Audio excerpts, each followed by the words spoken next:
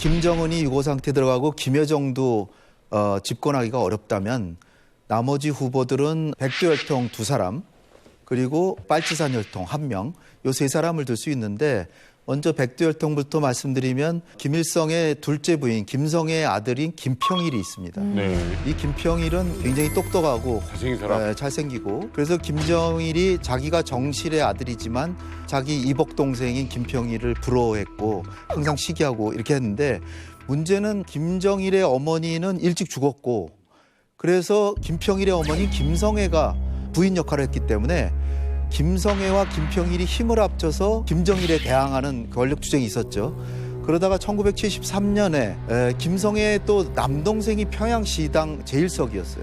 근데 그 사람이 부패에 연루돼가지고 다 같이 권력을 잃었고 그래서 바로 그 다음에 74년에 김정일을 후계자로 지명하게 됩니다. 그때부터 김평일은 이제 어려워진 거죠.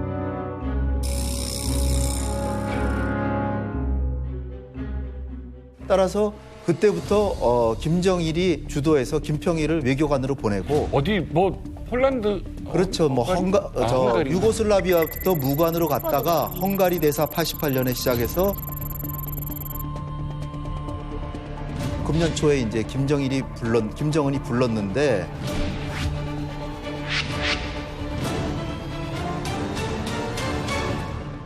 그런데 김정은이 부른 이유가 이제 여러 가지가 있지만 자칫하다가 김평일이 망명을 할 수가 있습니다. 그러니까 망명을 방지해야 되니까 자기 휘하에서 감시하면서 평양에서 아마 지내고 있지 않을까 이렇게 생각이 되고요. 또 다른 김정은의 형이 있습니다. 김정철. 근데 이제 김정일이 보기에 정치인으로서의 자질이 좀 부족하다 이렇게 평가가 돼서 비록 동생이지만 김정은에게 후계를 준 거고요. 만약에 이런 백두혈통들이 못할 경우에는 최룡해가 당정군에 여러 보직을 했기 때문에 연립정권 여러 명이 권력을 나눠 갖는 상황에서 우두머리 역할을 할 수도 있다. 최룡해라는 인물은 진짜 많이 등장을 해요. 사실상 공식적으로는 최룡해가 북한 2인자라고 볼 수 있고요. 네.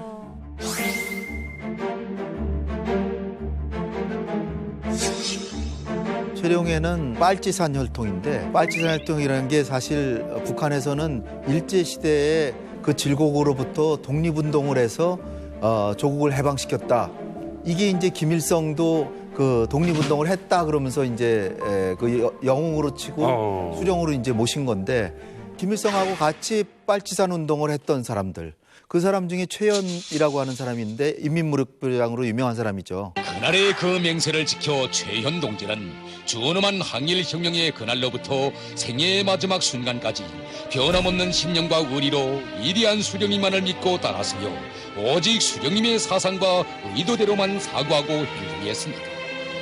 김일성이 좀 정치적으로 위기에 몰렸을 때 권총을 들고 단상에 올라가서 김일성 수상을 괴롭히는 사람은 내가 다 죽여버리겠다. 그렇게 해가지고 악역을 했구나. 그래서 충성심에 있어서는 정말 남다른 게 이미 선대에서 확인이 됐기 때문에 그 아들 최룡해가 그 후광으로 당정군을 다 두루두루 행정도 해봤고 그리고 실질적으로 북한의 외교관 접수하고 그런 것도 인민회의 상임위원장이 하고 했기 때문에 최룡해가 국가의 리더가 됐다고 그래서 반대할 사람이 별로 없다. 단 백두혈통에 누군가 남아있으면 그 사람이 더 유리할 가능성은 있기 때문에 그 얘기는 김정은과 김여정이 다 유고 상태일 경우에는 최룡해가 될 가능성도 상당히 있다. 이렇게 보입니다. 저는 그 최룡해 역할에 대해서 좀 다르게 보고 있습니다. 북한이라는 시스템은 실질적 권력과 형식상 권력으로 나눠집니다. 최룡해가 현재 2인자는 많지만은 쉽게 말하면 북한 정권의 바지 사장에 불과합니다. 그러니까 북한의 컴플렉스가 뭡니까? 지금 김정은 같은 경우는 어머니가 후지잔 술기고 뭐 이런 컴플렉스가 있는데 최룡해 같은 경우는 아버지 최현 때부터 시작해가지고 북한 정권의 정통성을 보여주는 쉽게 말하면 조연이죠, 조연.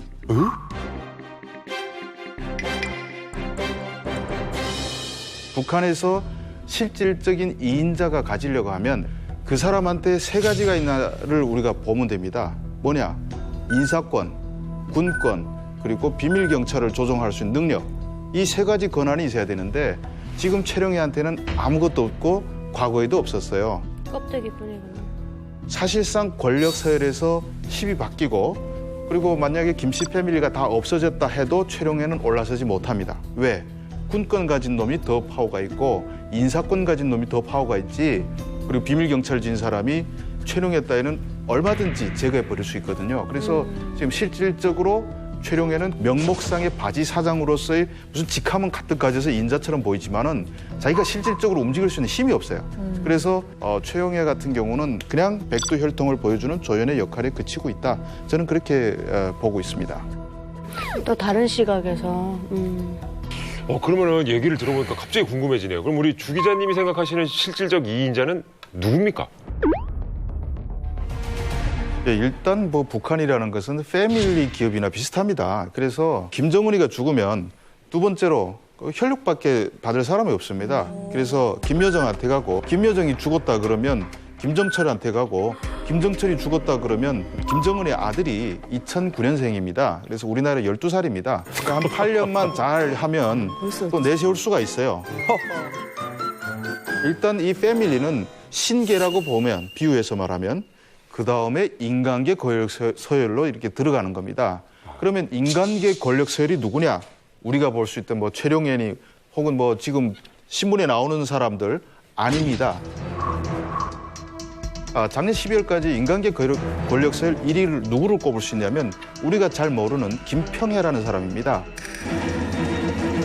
김평해 같은 경우는 우리가 흔히 북한에서 실질적 권력, 인사권을 틀어진 조직이 조직지도부라고 알고 있는데 리방건 조직지도부장도 김평해가 다 임명하고 평양 책임비서 다 임명하고 해서 10년 동안 자기 신복들로 라인들을 만든 사람입니다. 오, 인사를. 이 사람이 사실상 실질적으로 파워를 가지고 어떤 사람은 어떤 자리에 배치할 것이고 이런 걸 다 조정하면서 10년 했기 때문에 실질적 파워라고 볼 수 있는데 이 사람이 그래봤자 인간계죠. 그래서 작년 12월에 김평해를 쳐버리고 그리고 리망건, 박태덕 해가지고 평양시당 문경덕 해서 다 쓸어버렸습니다. 이 라인입니다. 사실.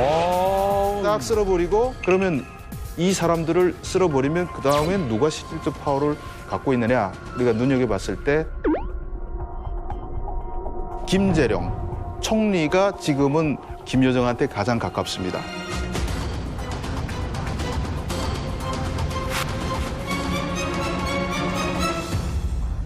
근데 알고 보면 예전에 김평해가 평북 도당 책임비서 할 때 김재룡이 조직비서를 하다가 알력이 생겨가서 강원도로 쫓겨갔어요. 10년 전에. 이랬던 사람이 지금 총리로 올라와서 이쪽 팔을 밀어내는데 김여정이가 이걸 좀 힘을 빌려가지고 쓸어버리고 사극이다, 사극. 그럼 김재룡 또 한 10년 뒤에 또 쓸어버리고 이런 식으로 항상 물갈이를 하는 거죠. 어떤 특정 파워를 가질 수 없도록 만드는 거죠. 그게 바로 신계의 힘입니다. 예. 지금 북한에서 간부하는 건 뭐가지 내내고 해야 돼. 정리 말끔하게 해주셨네요. 김정은이가 등장했을 때 외형은 김일성이었단 말이죠. 지나친 숙청 바람 때문에 국제사회가 등을 돌렸잖아요. 북한의 이제 사회주의 70년의 관성이 거의 끝나간다. 진짜? 김정은 체제가 무너지고 새로운 권력자가 나오는 건가요? 대리는 당연히 진짜?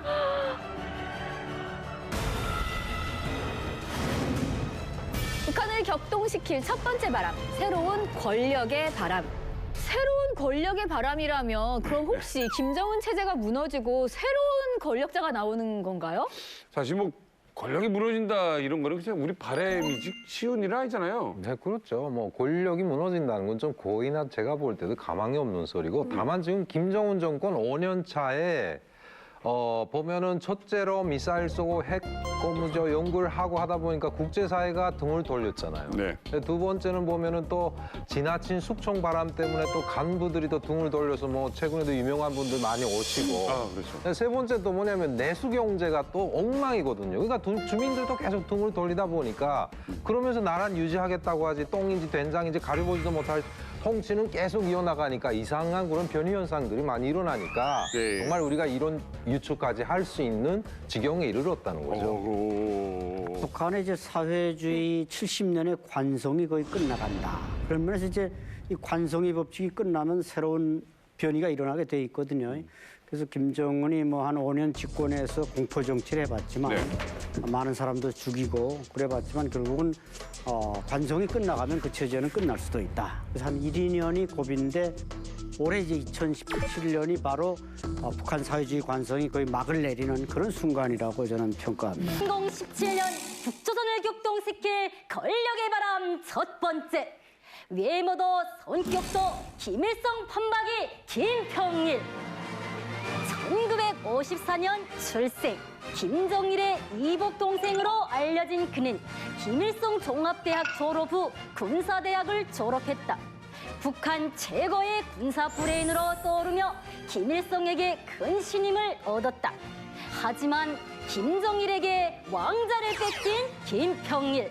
결국 김정일의 견제로 30년 넘게 해외 외교관 생활을 했으며 현재는 체코 주재 북한 대사로 활동 중이다. 2017년 북조선을 격동시킬 권력의 바람 세 번째. 모든 길은 요정 동지로 통한다. 김정은의 여동생 김여정. 1987년 출생으로 김정일 연결식장에서 처음으로 모습을 드러낸 그녀는 오빠 김정은과 스위스 유학파 출신으로 알려져 있다. 어린 나이에 노동당 선전선동부 부부장이 된 김여정. 현재 김여정은 김정은의 우상화 작업을 이끌며 핵심 실세로 떠오르고 있다. 지금까지 이만갑 예측조사 인물 소개였습니다.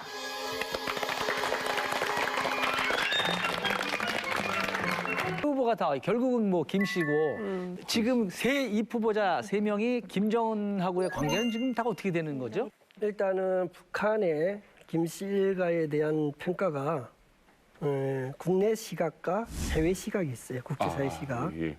우리는 주로 TV나 언론에서 국내적인 시각에서만 이야기하고 토론하고 이렇게 왔잖아요. 근데 해외 시각은 지금 김정은과 그 김 씨 일가의 김평일, 김정철 그리고 김여정 다 포함을 해가지고 과연 이들 중에서 김정은보다 더 뛰어나게 북한의 변화와 그리고 개혁개방을 이끌 적임자가 누굴까라고 평가했을 때 최근에 홍콩의 아주주간도 이야기한 것처럼 김평일이가 가장 적임자다라는 평가를 내리고 있고요. 그리고 또 하나는 문제는 뭐냐면 실제로 김 씨 일가의 집안의 이야기는 북한 내에서는 국비예요. 그렇죠. 사생활조차도. 그래서 김정남이나 그 김정철이나 김여정은 김정은의 행진지조차도 북한 주민들은 실은 탈북하기 전까지는 몰라요. 하지만 김평일은 북한 주민들이 세대를 뛰어넘어서 남녀노소 구분하고 대부분 잘 알아요. 김평일이. 인지도가 있다. 네, 그래서 지금 과거에 북한 보위부가 1명이 붙었는데 네. 지금 4명이 붙어서 김평일에 대한 어떤 동향, 움직임, 동선 이런 것들을 지금 파악하고 알고 있습니다. 우리나라 정보기관에서도 주시를 하겠네요. 우리나라 정보기관에서도 당연히 주시를 할 거고요. 하겠죠. 그리고 영국의 MI6나 그리고 미국의 CIA 그리고 러시아의 KGB까지조차도 움직임에 대해서 많이 주시를 하고 있는 거죠. 저희 그 아빠 세대 분들이 이제 이야기하시는 거 들었거든요. 근데 김일성이가 김평일을 이제 내세우겠다고 주장을 했는데 김일성이를 받들어서 그렇게 이제 혁명적인 업적이 있는 사람의 아들을 이제 내세워야지 이렇게 하면 안 된다고 해서 이제 김정일이가 이제 올라선 거로 저는 알았거든요. 근데 그때 당시 제가 들었어요. 옛날에 후보가 거인 김평일이 될 뻔했는데 김정일이 아버지를 총으로 쏴서 죽여서 자기가 올라섰고 그래서 사람들이 김평일이가 만약에 대통령이 됐다면 우리가 통일됐을지도 모른다는 소문이 났을 정도였거든요. 그러니까 그 김평일 약간 세대 차이가 있는데 예전 세대, 기존 세대는 김평일에 대해서 상당히 인지를 많이 하고 있어요. 그러니까 심지어 두 아들이 있는데 김정일보다 김평일이가 김일성이를 더 많이 닮았고 성격도 좋고 그런 인물이다 보니까 아무래도 뭐 3명 중에 혹시 이 우리 미녀들도 보면은 김평일이가 가장 친근할 수도 있는. 현 사정상 여성 지도자가 탄생한다는 거를 인민이나 그 권력자들이 받아들일 수 있습니까? 제가 볼 때는 이제 만약 김여정이가 한다고 해도 북한 주민들이 일단 신뢰도가 전혀 없을 것 같아요. 왜 그러냐면은 뭐 얼마 전에도 뭐 저쪽 분들이 새로 나오신 분들 보면 김여정이 누군지 몰라요. 네, 그러니까 여동생이 있다는 것 자체도 아는 분이 얼마 없거든요. 네, 그러니까 그런 상황이기 때문에 그리고 김여정의 지금 통치 스타일 보면은 의외로 무자비해요. 그러니까 김정은이가 만약 하는 것처럼 보이지만은 뒤에서 김여정이가 선전선동부라는 부서를 맡으면서 일체코 자기 아빠 볼 되는 간부들을 휘어잡고 있는 게 김여정이거든요. 그러니까 이제 김여정이가 선전선동 부부장이 되면서 지금 그 자기 할아버지 볼 되는 김기남 선전부위원장도 혁명화 보내고 또 이재일 제1부부장도 혁명화 보내고 또 최휘 부부장도 혁명화 보내고 자기 아버지 할아버지 볼 되는 선전선동계의 이 기라성 같은 사람들을 다 혁명화 보낸 겁니다. 그런 거 보면 전혀 이런 어떤 스페이스나 이런 면에서 여유가 없다. 상당히 위험한 인물이죠. 그러면 김여정 후보는 전혀 아니다. 그렇죠. 올라서도 물론 현 실세에서는 김정은과 맞먹는 오빠와 밑에 동생이니까 힘을 쓰지만 이게 올라섰다가는 당장 무너질 수 있죠.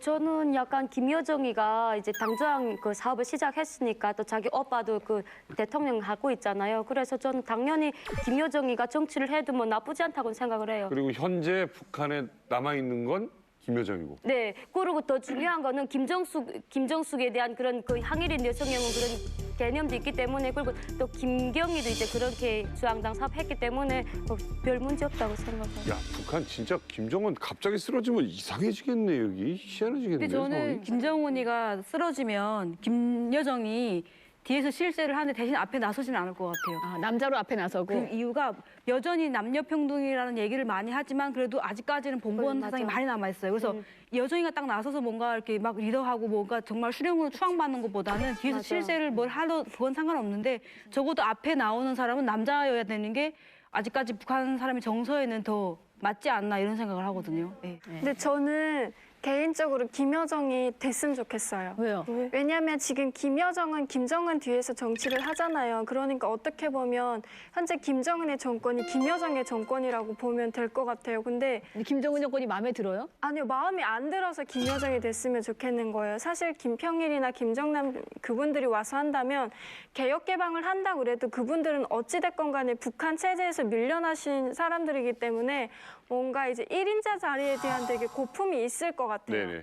그래서 와가지고 자기가 1인자가 되면 지금보다 더 강한 독재를 할 수 있다는 생각이 들거든요. 네. 근데 김여정이 한다면 지금같이 처리 없이 날뛸 거잖아요.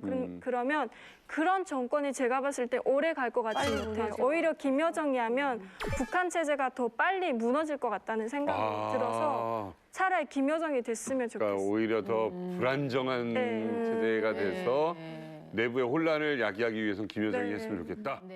2015년부터 활발한 활동을 하며 최근 정치국 후보위원으로 초고속 승진한 김여정. 이남 일녀 중 막내인 김여정은 90년대 후반 10대의 나이에 오빠 김정철, 김정은과 함께 스위스에서 유학 생활을 하며 지낸 인물로 그녀의 성격은 또래의 여성들처럼 활발했다고 하는데 김정은은 96년부터 2001년 1월까지 스위스에서 유학을 했는데 그때 김여정이 같이 했던 것으로 그렇게 알려지고 있습니다. 북한의 김정은을 그래서 가장 가까이에서 봤던 김정일의 과거 요리사 후지모토 겐지를 2008년 12월에 동경을 방문했을 때 만나서 생생한 이야기들을 증언들을 들을 수 있었습니다. 7월 27일은 북한에서 전승기념일이라고 불리는데 그날 모란봉 악단 공연이 있었고 두 자리가 비어 있어가지고 그 자리가 이제 김정은과 리설주가 앉을 자리 아닌가라고 생각을 하고 있었는데 김여정이 본인이 확인을 하고서 이제 거기 곁에 있던 남학생들한테 오늘 김정은하고 이제 리설주가 오지 않는다고 알려줬다라고 합니다. 당시 김여정은 카메라를 좋아하고 좀 활달한 우리나라의 일반적인 여대생과 비슷한 모습이었다고 합니다. 북한 주민들에게 알려지지 않은 김여정이 처음 북한의 모습을 드러낸 건 2011년 김정일 영결식 때였다. 이후 북한 공식 행사에 간간히 모습을 보이다 2015년 노동당 선전부에 임명된 뒤 본격적으로 김정은의 우상화를 담당하며 활동을 시작한 김여정. 김정은과 김여정은 어릴 때부터 서로 친했고 또 스위스 생활까지도 같이 했기 때문에 둘 간의 관계는 매우 애틋하고 각별하다고 할 수가 있습니다. 그래서 김정은이 현재 자신의 어떤 스케줄, 공식 행사 참가 등을 김여정에게 맡기고 있고 어느 누구보다 김여정을 편하게 생각을 하고 있다. 김여정이 크게 의존하고 있다고 볼 수 있습니다. 그동안 베일에 쌓여있다 북한 실세로 떠오른 김여정. 김여정에 대한 온갖 추측과 기사들이 나오고 있는데 김여정을 둘러싼 소문들 과연 진실일까 거짓일까? 저는 궁금한 게 저 김정은, 김여정 저 두 남매가 실제로 저렇게 사이가 돈독한지 아니면 쇼인도 남매인지 그게 궁금하더라고요. 이런 말도 있잖아요. 그러니까 뭐 피는 물보다 진하다. 김여정하고 김정은은 스위스에서 같이 유학을 했거든요. 그러면 10대를 같이 보냈어요. 그럼 그때 한창 사춘기 때 그러한 시기 때 같이 보냈기 때문에 아마 애틋한 관계가 있는 걸로 저도 알고 있고요. 그리고 또 그런 것 같아요. 그러니까 김정은이가 가장 믿는 사람이 김여정인 것 같아요. 그리고 만약 왕 국가에서는 형제가 있다 그러면 형제가 앞으로 잠재적인 정치적 적이거든요. 근데 북한 같은 경우는 가부장 제도이고 그리고 김여정은 여자거든요. 그렇기 때문에 김정은한테 그렇게 정치적인 그런 도전자로 인식이 안 되기 때문에 옆에다 드는 것 같고 만약 경우 김정은이가 이제 아웃됐을 때 무한책으로 김여정이 지금 연습을 하고 있지 않나 저는 또 그렇게도 봅니다. 이소연 씨. 네. 사실 우리가 아시다시피 지금 김정철, 김정은, 김여정 세 명이 스위스에서 유학을 같이 했단 말이에요. 이 세 명은 김일성을 본 적이 한 번도 없습니다. 사진 한 장 남긴 것이 없다라는 거죠. 그러니까 이런 상태에서 스위스 유학을 진행하면서 그 하는 과정에 또 엄마가 고영이가 유방암으로도 죽죠. 그러면 형 김정철이한테 김정은이가 의지하기에는 남자이기 때문에 그런 애틋한 정 같은 것을 못 느꼈을 거다라는 겁니다. 하지만 김여정은 여동생이다 보니까 엄마로서의 정, 이게 부드러운 정 같은 것을 아마 거기서 많이 느끼지 않았을까. 김여정을 자기 옆에다 측근해서 지금 보좌하는 과정에서 꽃다발을 계속 받잖아요. 사실은 우리가 옛날에 북한에서 TV 봤을 때는 경호원들이 다 합니다. 고위사령부 경호원들이 꽃다발을 받아서 뒤로 이렇게 다 치우거든요. 이 김여정이가 적극적으로 나서서 한다라고 하는 것은 분명히 김정은 옆에서 거의 내조자 같은 동반자 같은 이런 역할을 같이 한다라고 보는 거죠. 김여정이 그러니까 김정은의 여동생이잖아요. 북한 주민들도 김여정이 누군지 알고 있나요? 처음에는 몰랐어요. 저도 언제부터 김여정을 알게 됐냐면은 김정일 사망 이후 전문식장에 김정은이 뒤에 까만 옷을 입고 젊은 여자가 서 있었는데 사람들은 누가 봐도 김여정이다, 김정은이 동생이다 대주지 않았어도 보나마나 저건 동생이나 부인쯤 되겠지 이렇게 말이 돌았거든요. 함부로 거기에 못 서 있는 거니까. 네, 함부로 못 서고 딱 뒤에 서 있었으니까 부인도 아닐 것이고 저게 이렇게 등장할 쯤 하면 아마 형제일 것이다. 제가 군사복무할 때 금수산 기념궁전 호위하던 호위병이 저 병원에 입원한 적이 있었거든요. 근데 그때 당시는 김정일이 살아있을 때 됐으니까 김여정의 그런 걸 아무도 모를 때였어요. 근데 그때 당시 김여정이가 금수산 기념궁전이라 이런 데 계속 한 주일에 한 번씩 계속 방문을 했대요. 방문해갖고 이제처럼 거의 일꾼들하고 자주 와갖고 저건 담당 군이 아니면 이제처럼 간호사겠다 아니면 애첩이라든가 이렇게 생각을 했대요. 근데 그 후에 출입이 잦고 그다음 마지막에 포도 관리원들하고 대화가 완전히 격렬하게 대화를 하고 웃으면서 완전히 그렇게 이야기하더래요. 그래 얘가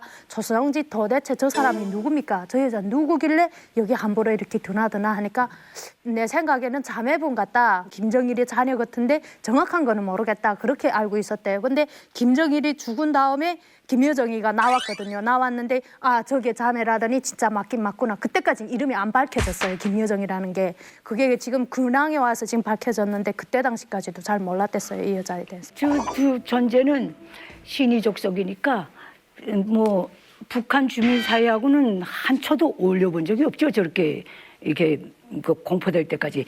북한 주민들이 알겠어요. 나 역시 장례식장에서 봤는데 김여정이는 앞줄에 나와서 그렇게 서럽게 울더라고요.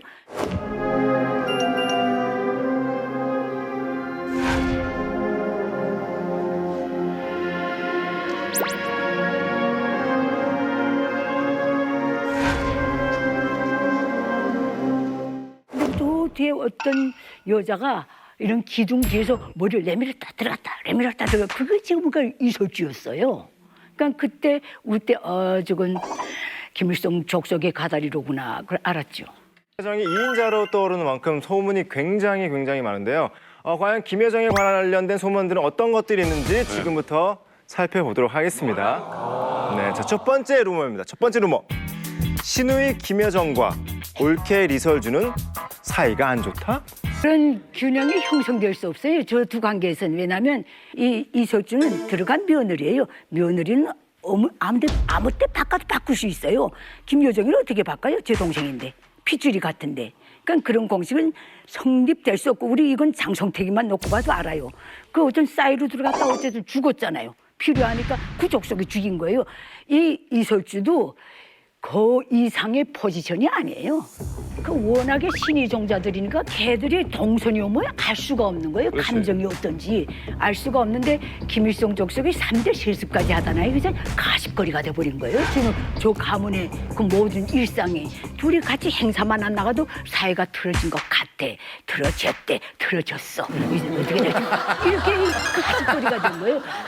하도 가십거리가 되다 나니까 한 번만 안 따라 나가도 의견 불화설이 도는 거예요. 김여정이 리설주를 미워할 수 있잖아요. 오빠랑 결혼해서 질투해. 그래서 막 괴롭히고 그러다가 내 말 어느 날 좀 눈빛이 마음에 안 들었어 어느 날. 그러면 너 오늘 나오지 마.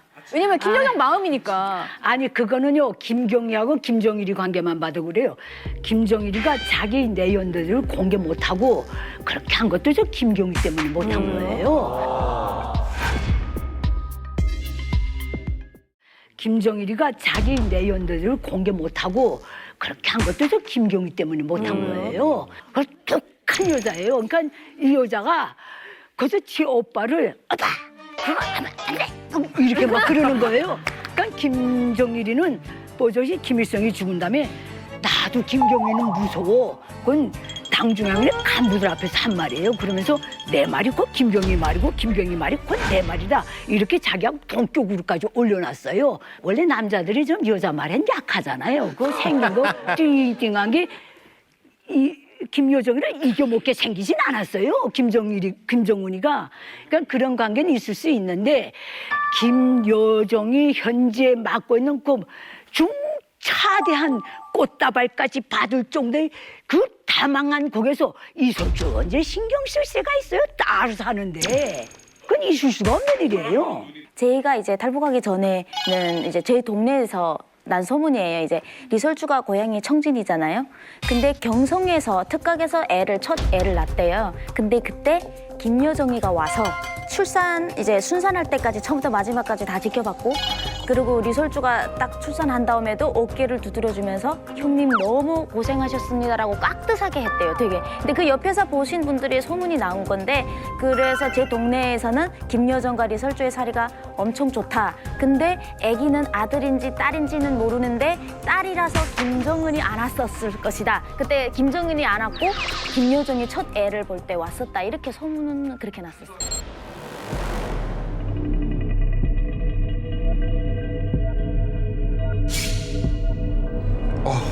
오, 소름 끼친다. 분명히 봤던 거였는데도 지금 그러니까 뉴스에서 봤던 무섭다. CCTV에 근데 혼자 저렇게 갔을까?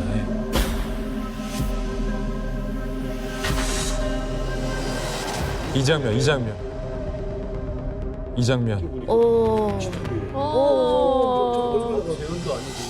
야.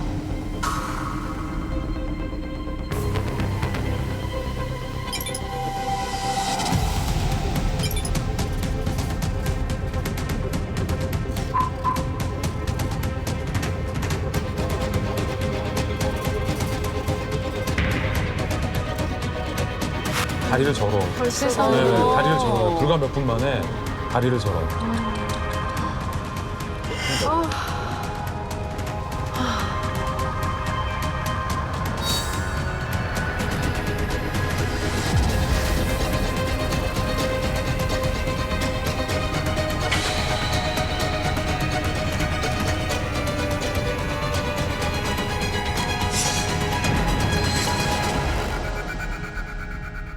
자, 2017년도에 벌어진 김정남 암살 사건. 2017년에 저도 이거 뉴스에서 봤는데 너무 충격을 받았었거든요. 어떻게 김정은 형 김정남을 이렇게 피살한 사건이잖아요. 우리나라를 포함한 국제 언론이 관심을 가지고 집중적으로 이제 그의 일거수일투족을 살펴봤던 인물이 있죠. 김정남. 김정남은 북한을 세웠던 김일성의 손주이고 2대 세습자였던 김정일의 장남이 됩니다. 그래서 사람들이 만약 북한에서 3대 세습이 이루어진다면 무조건 김정남이다 라고 이제 나름대로 추측을 하고 있었는데 보도 듣도 못하던 김정은이가 어느 날 갑자기 덜컥 나섰어요. 후계자라고. 이런 상황이 되게 사람들이 깜짝 놀랐죠.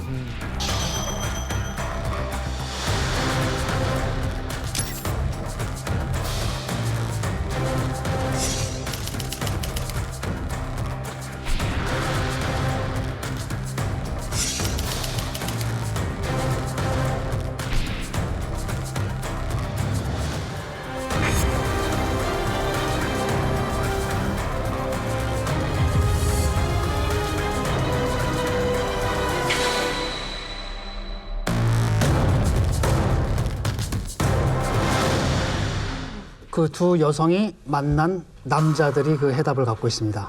베트남 여성 도안 티흥, 그다음에 인도네시아 여성 시티 아이샤에게 접근한 두 남성의 정체가 바로 북한 공작원이었습니다.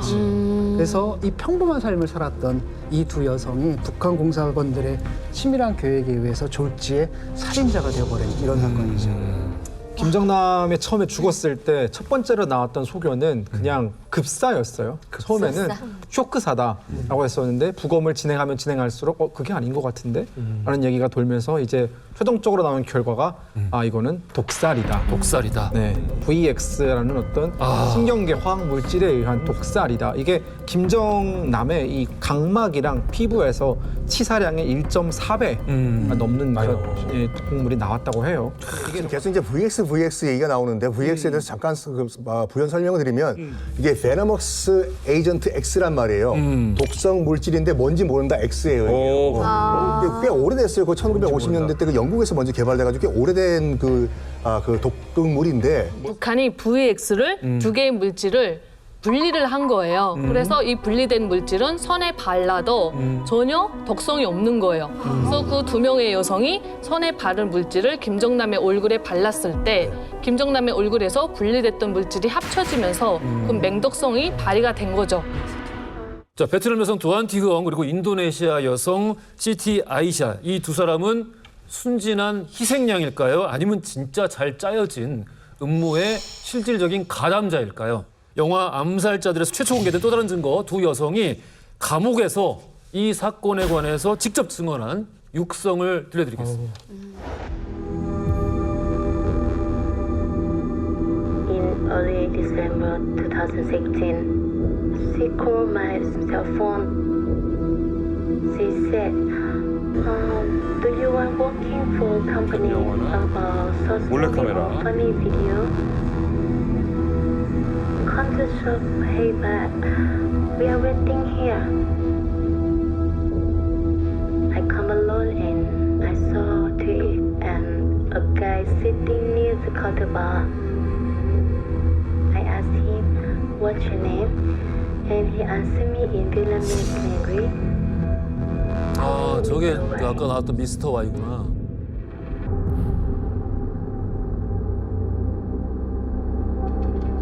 Waktu saya ditangkap, polisi tuh nanya, "Kamu tanggal 13 kemana?" katanya gitu. Di airport saya bilang gitu. Polisi tuh nanya, "Kamu siapa? Kamu itu siapa? Kamu tuh agent ya? Kamu buat apa sampai orang itu sampai orang di bandara itu mati?" katanya. Pokoknya saya bingung lah apa yang dia tanya itu, pokoknya saya nggak ngerti gitu kan. Apa sih terlibat pembunuhan berencana adik presiden Korea? Kaget gitu. Bapak ini bercanda gitu kan. Tanggal 13 saya ada buat syuting. Apa ini video prank? Apa ini video? 이것도 몰래카메라 일부냐? So now we're finding out that both women were claiming that they've been going around Asia for months doing prank shows for what they believe to be a Japanese production company. And their last prank would be immediate assassination of Kim Jong-nam. 아니 사람을 죽인 사건인데 몰래카메라라는 게 이게 말이 되는 거예요? 사실은 이게 역으로 그래서 처음에는 아니 어떻게 이렇게 황당한 제안에 아무것도 모르고 가서 그걸 속을 수가 있어? 야, 이 여성들 참 무책임한 거 아니야? 맞아요. 여성들을 비난하는 여론이 국제사회에서 굉장히 많았어요. 아니, 바보도 아니고 말이야. 그리고 그 장난스러운 그 게임수에 넘어가서 아무리 북한의 장남이라지만 그래도 멀쩡히 살아 돌아가는 사람이고 북한의 이 적 통자 중에 한 명을 어떻게 죽여? 라고 처음에는 비난 여론이 있었는데 오히려 이게 나중에 갈수록 이 여성들이 그래서 정말로 북한의 김정남이라는 어마어마한 인물을 죽인다라는 걸 꿈에도 모르고서 속고 당했구나 라는 일종의 반증 작용으로 이게 또 작동을 해요, 이게. 근데 너무 어리석지 않냐는 거죠. 몰랐으니까. 이건 그러니까 이게 왜 이렇게까지 이례적인 수법을 써가면서 했어야만 왜 일을 했느냐. 봐야 되는 거예요. 북한 입장에서는 이 김정남 암살 사건의 배후가 김정은으로 밝혀지는 게 상당히 부담스러울 거예요. 왜냐하면 그 시대에 우리가 다 기억하겠지만 정상 국가를 만들겠다고 김정은이 나름 노력을 하던 시기고 또 뭐 핵무기도 쏘고 이러면서 굉장히 뭐 국제적으로도 압박 이런 코너에 몰려있던 시기였는데 여기다가 또 뭐 암살자라는 그런 또 오명까지 쓰게 되면 김정은으로서는 솔직히 정말 이게 부담스러운 그런 상황이거든요. 그렇기 때문에 정말 북한이랑 아무 상관없는 사람들을 섭외를 해서 이런 좀 교육을 시켜서 이런 암살을 진행을 하면은 아무도 모르지 않을까. 정말 아까 말씀하신 것처럼 비행기 타고 가다가 심장마비로 죽으면은 뭐 그렇게 죽는 사람들 많으니까 그렇게 묻히지 않을까 이런 생각이었던 것 같습니다. 한 가지 더 첨가를 하자면은 일단은 그 외국인들을 시키게 되잖아요. 그렇게 되면 만약에 잡힌다 하더라도 이 외국인들이 잡힌단 말이죠. 이들을 취조해야지 그 윗선이 나오는 거예요. 그런데 그 시간이면은 진짜 범행을 했던 사람들은 다 빠져나가고도 남는 시간이라는 거죠. 그다음에 일단은 빠져나가게 되면 물증은 없는 거거든요. 아무리 심증을 한다 해도 물증 되나 봐. 없는 거고 그래서 지금까지 공식적으로 북한이 한 짓이 아닌 거지. 것으로 되어 있는 거죠. 무서운 거예요, 지금. 여기에 투입된 북한 공작원이 8명이나 됩니다. 맞아요. 그러니까 북한 애들이 얼마나 신경을 써서 이걸 치밀하게 준비했겠어요? 아니 그래서 김성민 대표님이 말한 것처럼 이번에 제가 뭐야 또 좀. 공작원 8명의 정체를 가져와봤는데 야. 네, 얼마나 역할이 굉장히 구성이 딱딱 맞아요. 어떻게 보면 이제 암살 사건의 형광성 이분이 이제 어떻게 보면 전체를 다 그림을 그리고 마스터마인드. 네, 말레이시아 북한 대사관 서기관까지 했으니까 이제 외교에 굉장히 능했던 거죠. 외교에 능했고 그리고 리정철은 이제 가족들하고 일단은 먼저 와가지고 거기에서 1년 정도 살면서 거기를 주변을 이제 좀 잘 아는구나. 아는 거죠. 지역을 알아야 되는. 주변을 잘 알았고 그리고 이 김우길 고려항공 승무원입니다. 승무원이지. 왔다 갔다 하기 편하게 할 수 있는. 대단하다. 승무원이 간첩. 의심받지도 않을 때. 그렇죠. 승무원이니까. 네, 그리고 이 밑에는 어떻게 보면 이제 포섭 이제 가가지고 현장에 이제 포섭하고 교육시키고 현장 요원들. 현장 요원들. 잘 아는 사람들. 이 판을 좀 보시면요. 다 도망가잖아요. 근데 나중에 이 셋은 범행 직후에도 말레이시아에 있어요. 위에 3명? 예. 리정철이라는 인물을 좀 한번 봐주세요. 공작책과 포섭책이 다 공항에서 그 자리에서 탈출하는데 리정철은 말레이시아에 살고 있었어요. 그 말레이시아 경찰에 체포됩니다. 당신이 김정남 암살을 도왔다. 왜냐하면 이 사람들이 타고 공항까지 이동한 차가 바로 리정철의 차였어요. 리정철이 태어나게 본인의 말레이시아 집에서 가족들과 식사를 하다가 체포됩니다. 근데 리정철의 그때 표정을 보면 내가 왜 잡혀 가지? 라는 표정이었어요.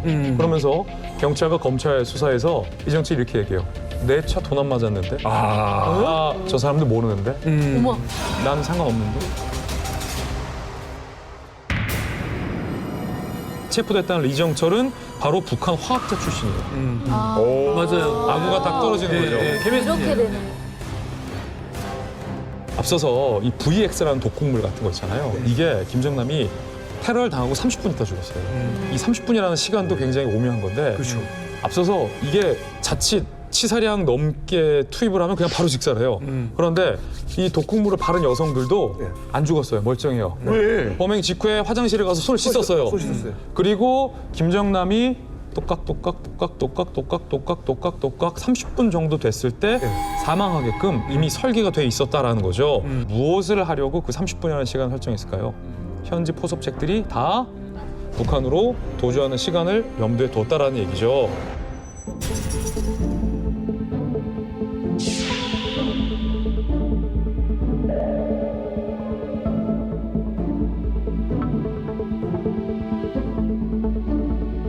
후이된 날조를 나한테 뒤집어 씌워서 내가 조국을 배반하고 우리 공화국의 존엄에 묵시를 하는데 앞장서게 함으로써 그런 모략에 걸려들었던 걸 알았습니다. 가본 적도 없고 갈 일도 없었고 난 내 사업을 진행했습니다.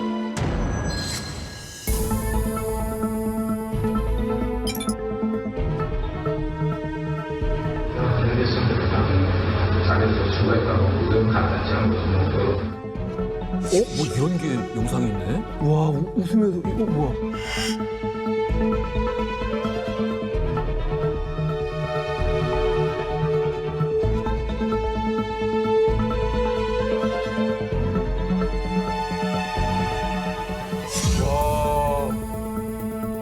와, 저렇게. 와, 시신이 북한으로. 뭐야? 아니 가족은 해외에 있는데. 시신을 보내버립니다.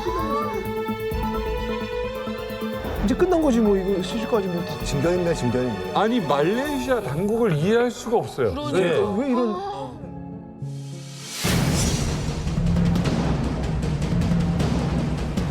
날 좀 살려달라라고 이제 이복동 선생에게 썼다고 하는 편지. 이 편지 혹시 이제 내용이 좀 그 공개가 된 걸로 알고 있는데. 공개됐죠. 저도 읽어봤는데 마음이 진짜 이상하더라고요. 정훈아, 나와 내 가족을 제발 살려다오. 나와 내 가족들에게 내려진 응징 명령을 취소해 주기 바란다. 나는 이제 더 이상 갈 곳도 없고 피할 곳도 없다. 아이고. 이 삶에서 벗어나는 길은 자살밖에 없다는 점을 잘 알고 있다. 오, 소름 돋아. 그냥 살려달라는 그런 절박한 심정이겠죠. 정말 절박하게 살고 싶었을 거다. 차고 독재자가 널 죽인다고 했으니까 나 살려달라.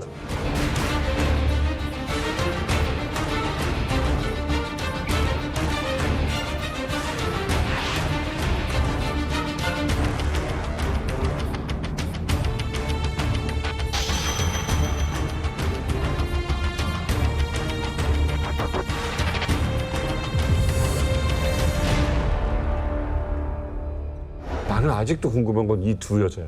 맞아요. 사실 제일 중요하지 않습니까? 이 여인 둘은 감옥에서 2년 동안 있으면서 재판을 받게 됩니다.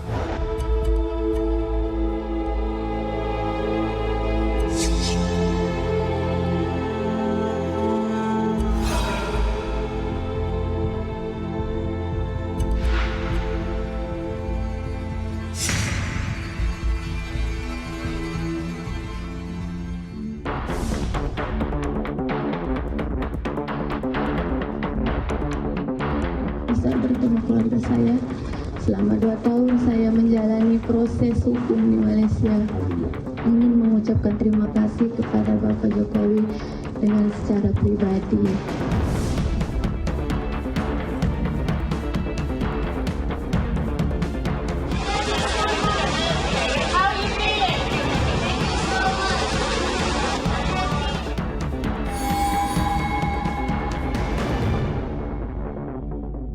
일단 그 아셔야 될 거는 시청자분들이 지금 방금 두 여성의 모습은 같은 날 모습이 아니에요. 아니에요. CT가 먼저 풀려났고 그 이후에 한참 더 혼자서 혼자 재판을 더 받다가 재판 결과로 나온 거고 앞서서 CT는 이제 외교의 결과로 먼저 석방이 된 거고.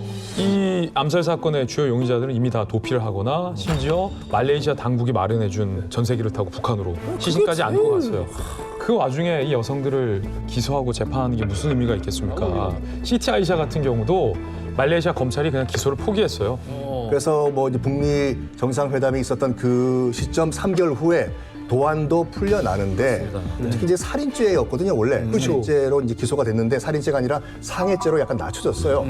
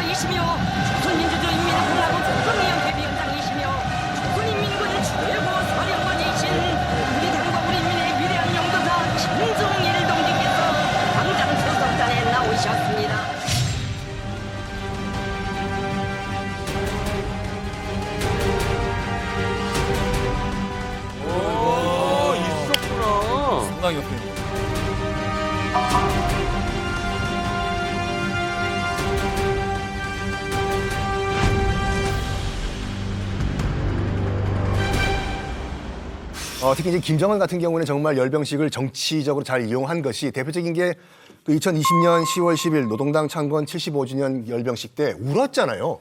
무오류 김정은이 뭐 정말 우리 인민 부대들 정말 수고 많았다 하면서 안경 벗고 엉엉엉 울었거든요. 우리 인민군 장병들이 발휘한 애국적이고 영웅적인 헌신은 누구든 감사의 눈물 없이는 대할 수 없는 것들입니다.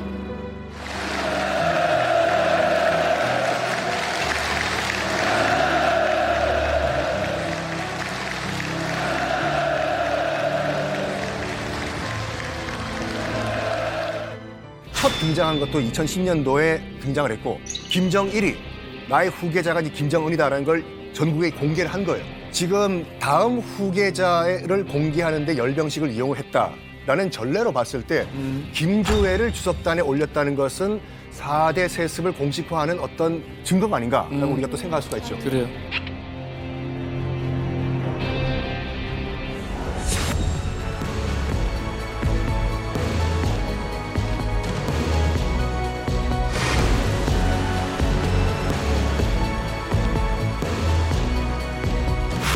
김여정 쓸쓸하겠다. 한쪽 끝에 포커스 아웃. 이야.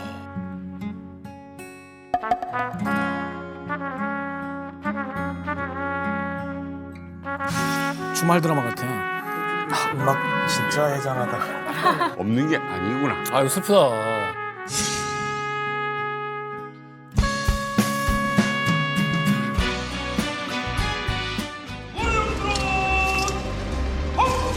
2월 8일이에요.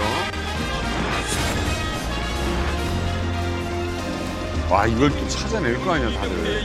영접의식이 유숙히 진행되었습니다.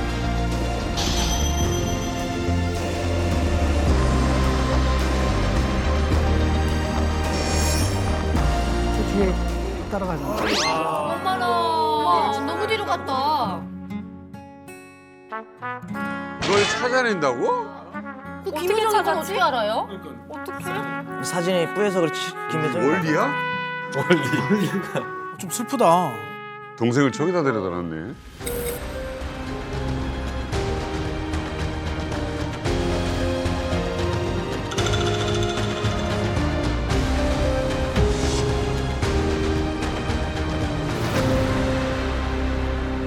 아니 원래 김정은 옆에 항상 이렇게 옆에 서 있었었는데 지금 저 어떻게 보면 저 구석 자리에 좀 이렇게 있게 된 앉아 있는데 본인 속이 말이 아니겠어요? 근데 그게 김여정은 실제 뭐 실세였지만 그 당시부터 북한 안에서 좀 김여정에 대한 반발을 하는 목소리도 있기는 있었어요. 제가 들은 바가 있는데 뭐 첫 번째 너무 그 눈에 띄는 행동 너무 좋아하니까 아 그게 좀 말도 안 된다고 북미 외교나 그 남북 외교나 주도했기 때문에 그거는 강경파 안에서는 그거 그 우리가 가를 길이 아니다라는 그런 반발도 있었다고 합니다. 그런 게 있기 때문에 김정 패밀리하고 김여정 패밀리는 차이가 있다.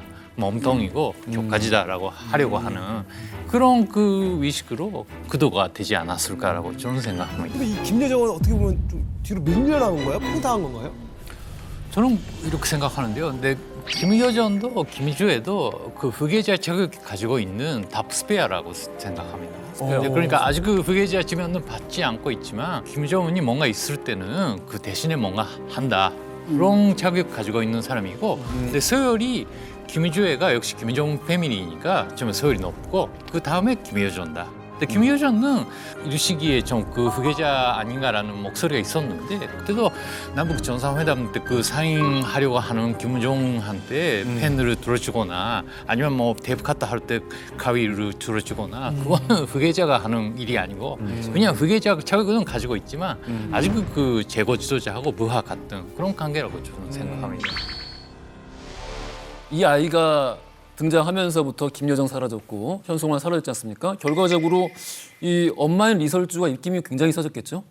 그러니까 엄마가 스탠스를 아주 잘 취하고 있는 거야. 스탠스를 잘 취하고. 그러니까 현모양처처럼 싹 옆에서 그러니까 여기 딱 보고 자기 딸을 딱 세우고 있는 거 보면 아 이설주도 보통이 아니다.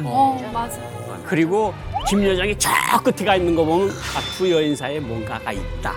이설주하고 김여정 어떤 문제가 있을 수 있냐면 만약에 계산에 김정은에게 무슨 신변의 이상이 생긴다면 김여정이 스탠스가 어떨까요? 장성택이 죽는 거 봤잖아요.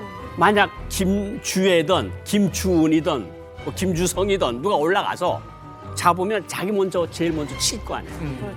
그러니까 이설주도 긴장하고 있을 거고 짧은 기간에 무슨 일이 있으면 내가 첫 번째로 견제해야 할 여성은 바로 김여정이다. 그러니까 수렴 청정을 해야 되는데 요거를 치고 들어올 수 있는 가능성이 충분히 있거든요. 지금 김여정 여태 박근호 기자께서 이야기를 했는데 간부들이 까다로운 보고서를 김정은한테 올릴 때 물어본다잖아요. 심기가 어떠냐. 그건 김여정 주변에 사람이 있다는 거거든. 김여정이도 지금 머리가 아주 복잡할 것 같고 김주애 등장으로 이설주도 복잡할 것 같고 이 싸움을 보는 김정은 마음도 어쨌든 시작은 자기가 해놨는데 뭔가 조금 이상한 구도로 굴러가는 것 같고 모든 것은 좀 더 두고 봐야 된다. 김여정도 세력이 있을 가능성이 있어요? 예, 세력이 그 장성택 세력이 분명히 있었거든요. 예. 그러니까 세력이 힘센 사람한테 반드시 옆에 사람이 붙습니다. 원래 그 며느리하고 신우이가 관계가 안 좋아요. 그러네. 북한도 그래요? 뭔가 이상한 드라마. 아, 북한도 그래요? 시어머니보다 시누이를 더 싫어하고 시어머니보다. 있어요. 너무 재밌잖아요. 네, 저는 그러니까 북한은 선전선동 잘하는 나라라서 우리가 보는 그 모습이 진짜 모습이 아닌 것 같아요. 그러니까 그때 그 김여정이 졌다고 하는 사람도 있고 그 김주애가 졌다고 하는 사람도 있어가지고 근데 그런 거 우리가 다 보는 게 아니니까 좀 그런 계산하지 못하는 부분도 있지 않을까라고 봅니다. 자, 우리가 김주애 급부상에 대해서 지금까지 이야기를 해봤는데요. 자, 예측을 한번 해보죠. 김부자의 시대가 가고 이 김부녀의 시대가 올 거라고 예상을 하시는지. 2016년경에 북한 노동신문에 정론이 실리는데 김일성 조선은 4대 5대를 걸쳐서 1000대 만대로 갈 것이다. 그런 노동신문 기사가 났어요. 그리고 김주애가 된다고 칩시다. 그러면 박이 되든 윤이 되든 뭐 어떤 이가 되든 남자하고 결혼하면 그게 김씨조선입니까? 이씨조선이지. 그렇잖아요. 그러니까 대가 이제 뒤집히는 거예요. 그런데다가 만약에 김주애한테 너무 이렇게 힘을 실어주면 김정은 권력에 플러스가 될까요? 마이너스가 될까요? 마이너스가 되는 거예요. 그러니까 후계자한테 모든 사람들이 시선이 쏠려요. 그래서 김일성도 죽기 전에 그런 후회를 했다고 그래요. 황정일 비서 말씀이 내가 아들한테 권력을 너무 빨리 줬다. 마지막에 80년대부터는 김일성이 거의 허수아비 노릇을 한 15년 하다 갔거든요. 이게 뭘 의미하는가 하면 이게 너무 빨리 줘도 문제고 너무 적게 줘도 문제예요. 근데 북한 주민들한테는 확실히 인식은 줬어요. 4대 조선이 가는구나. 내가 잘못돼도 까불 생각하지 마. 우리 후대가 어디선가 씩씩하게 잘하고 있어. 까불지 마. 이런 신호도 확실히 준 거고. 그러니까 저는 이번 모든 이벤트가 김씨 혈통을 높이는 그러면 언제든지 후계자가 나와도 이상하진 않거든요. 그런 의미에 중점을 두고 봐야지 그림만 보면 완전 후계자예요. 그렇죠. 근데 북한 풍토나 모든 걸 보면 그거하고는 또 맞지 않는다는 거죠.